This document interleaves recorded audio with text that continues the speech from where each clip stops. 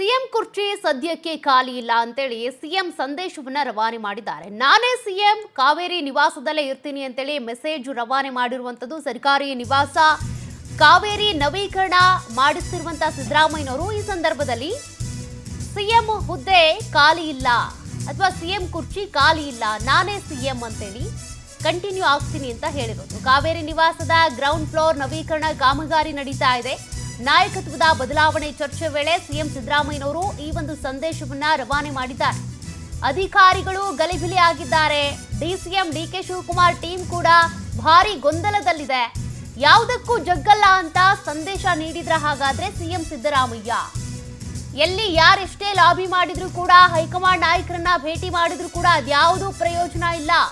ನಾನೇ ಸಿಎಂ ಆಗಿ ಕಂಟಿನ್ಯೂ ಆಗ್ತೀನಿ, ಪೂರ್ಣಾವಧಿ ಸಿಎಂ ಆಗ್ತೀನಿ ಅನ್ನುವಂತ ಒಂದು ಸಂದೇಶವನ್ನ ಸಿದ್ದರಾಮಯ್ಯನವರು ಈ ಮೂಲಕ ಕೊಟ್ರ ಹಾಗಾದ್ರೆ ಅನ್ನುವಂತ ಚರ್ಚೆ ಈಗ ಶುರುವಾಗ್ತಾ ಇದೆ. ಕಾರಣ ಡಿಕೆ ಶಿವಕುಮಾರ್ ಅವರು ಸಿಎಂ ಆಗಬೇಕು ಅಂತ ಎಷ್ಟು ಹರಸಾಹಸ ಮಾಡ್ತಿದ್ದಾರೆ ಗೊತ್ತಿದೆ. ಈ ವೇಳೆ ಸಿದ್ದರಾಮಯ್ಯನವರು ಈ ಹೇಳಿಕೆ ಕೊಟ್ಟಿದ್ದಾರೆ. ಮತ್ತಷ್ಟು ಡೀಟೇಲ್ಸ್ ಕೊಡ್ತಾರೆ ಪ್ರತಿನಿಧಿ ರಾಘವೇಂದ್ರ. ಈಗಾಗಲೇ ಸಿದ್ದರಾಮಯ್ಯನವರು ಕುರ್ಚಿಯಿಂದ ಇಳಿತಾರೆ ಅಂತೇಳಿ ಇನ್ನು ಕೆಲವರು ಹೇಳ್ತಾರೆ ಇಲ್ಲ ಸಿದ್ದರಾಮಯ್ಯನವರೇ ಕಂಟಿನ್ಯೂ ಆಗ್ತಾರೆ ಅಂತ. ಅದ್ರ ಬೆನ್ನಲ್ಲೇ ಸಿದ್ದರಾಮಯ್ಯನವರು ಈ ರೀತಿ ಒಂದು ಹೇಳಿಕೆಯನ್ನ ಕೊಟ್ಟಿದ್ದಾರೆ. ಹಾಗಾದ್ರೆ ಇದ್ರ ಸಂದೇಶದ ಒಳಾರ್ಥ ಏನು ಅಂತ?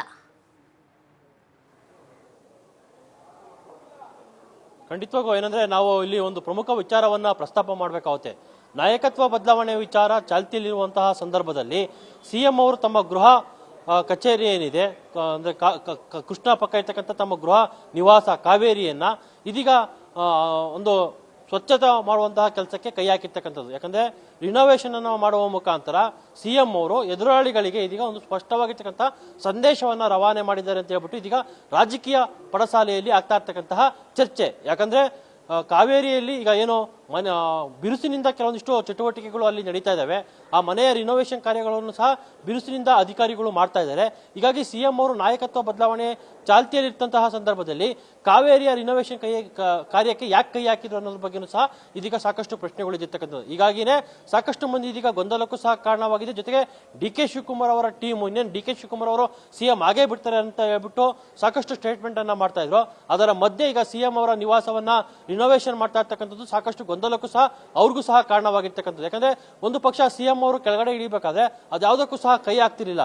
ಆದ್ರೆ ಸಿಎಂ ಅವರ ಕುರ್ಚಿ ಬಹುತೇಕ ಭದ್ರ ಆಗಿರುವ ನಿಟ್ಟಿನಲ್ಲೇನೆ ಈ ಒಂದು ಕೆಲಸಕ್ಕೆ ಸಿಎಂ ಅವರು ಕೈ ಹಾಕಿದ್ದಾರೆ ಅಂತ ಹೇಳ್ಬಿಟ್ಟು ಸಿಎಂ ಅವರ ಆಪ್ತ ವಲಯದಲ್ಲಿ ಸಹ ಚರ್ಚೆ ಆಗ್ತಾ ಇರ್ತಕ್ಕಂಥದ್ದು. ಇದರ ಬಗ್ಗೆ ಸಾಕಷ್ಟು ಗಂಭೀರವಾಗಿ ಡಿಕೆ ಶಿವಕುಮಾರ್ ಅವರ ಟೀಮ್ ಸಹ ಚರ್ಚೆಯನ್ನ ಮಾಡ್ತಾ ಇದೆ.